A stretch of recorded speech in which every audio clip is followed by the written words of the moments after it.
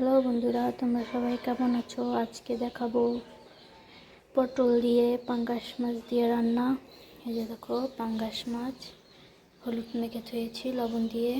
এখানে আছে পেঁয়াজ, রসুন, হলদি, মরিচ, লবণ। তেলটা পরে দেব। আর এই যে পটল কেটে ধুয়েছি, এগুলো আজকে রান্না করব মাছ আর পটল দিয়ে। এই যে এগুলো দিয়ে তেলটা এখন দিইনি, কারণ তেল মাছ যে ভাজবো তেল দিয়ে, সেই তেল দিয়ে দিলেই হবে, না হলে আবার তেল বেশি হয়ে যাবে। তার জন্য তেল এখন দিইনি, তেলটা মাছ ভেজে তারপর দেব। যে মাছ ভাজা হয়ে গেছে, এদিকে মশলা ভুনতে আছে।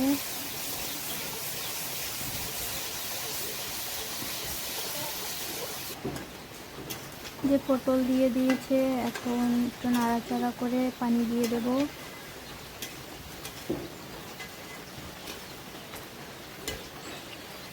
যে পানি দেওয়া হয়ে গেছে, এখন মাছ দিয়ে ঢেকে দেবো। হ্যাঁ,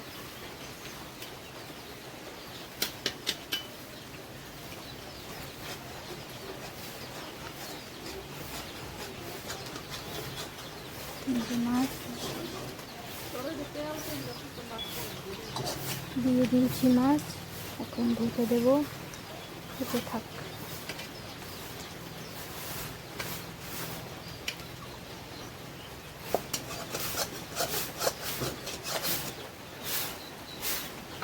যে ঢেকে দিচ্ছি।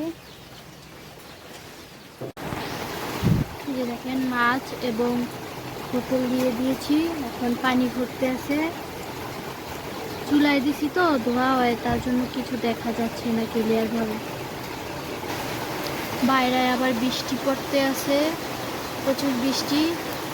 এখন বর্ষার সিজন, তাই প্রচুর বৃষ্টি হইতে আছে। আর আমি এদিকে রান্না করতে আছি। যে ঢেকে দিয়েছি, এখনো সেদ্ধ হয় নাই ভালো করে, আর একটু সেদ্ধ হবে, তাহলেই হয়ে যাবে। আসলে মাটির চুলায় রাঁধতে শান্তিও আছে, একদিকে আবার ঝামেলাও। শান্তি হচ্ছে যাইয়া মাটির চুলাতে রাঁধলে স্বাদ বেশি লাগে, আর সমস্যাটা হচ্ছে চুলায় জাল ধরানো খুব কঠিন। একবার ধরে গেলে সমস্যা নাই, যখন ধরায় তখন খুব কষ্ট হয় জাল ধরাতে গেলে। কয়েকদিন যাবত আমরা মাটির চুলায় রান্না করি, কারণ আমাদের গ্যাস প্রায় শেষ হয়ে এসেছে। যখন গ্যাস বেশি থাকে তখন গ্যাসেই রান্না করি, আর এখন মাটির চুলায়। কারণ এখন বর্ষা তো, বৃষ্টি বাদল, তাই গ্যাস তো এত তাড়াতাড়ি আনা সম্ভব না বলেই তাই চুলায় রান্না করি। সময় সময় দাউর আছে, তাই চুলায় রান্না করতেছে। হয়ে এসেছে প্রায়, এখন দেখবো।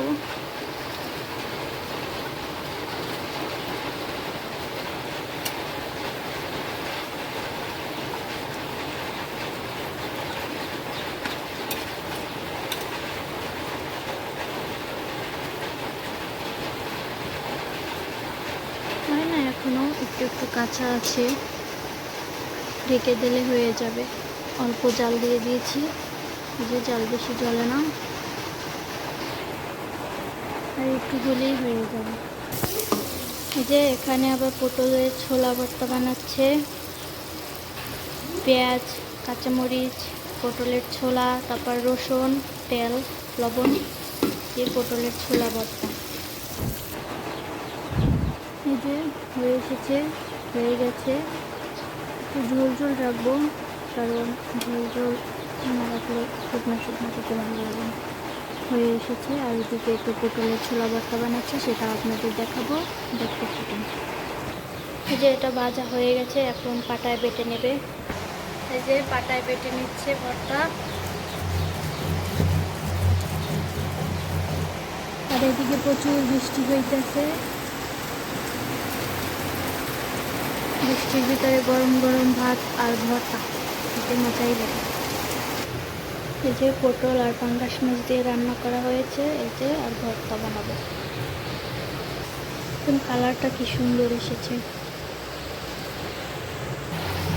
এই যে ভর্তা বাটতেছে, মিহিন করে বাটা লাগে, নাহলে ভালো লাগে না। তারপর সর্ষের তেল দিয়ে মাখবে। যে বাটা হয়েছে,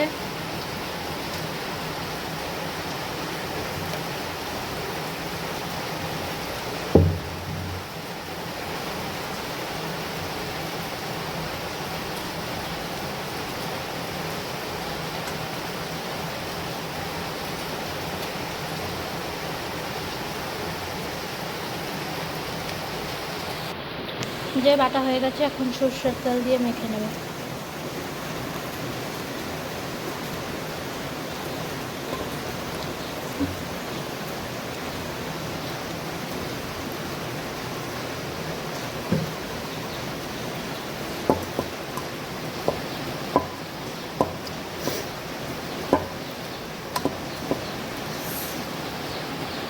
গরম গরম ভাত, ভর্তা আর পাঙ্গাস আর পটল মাছ দিয়ে রান্না করা।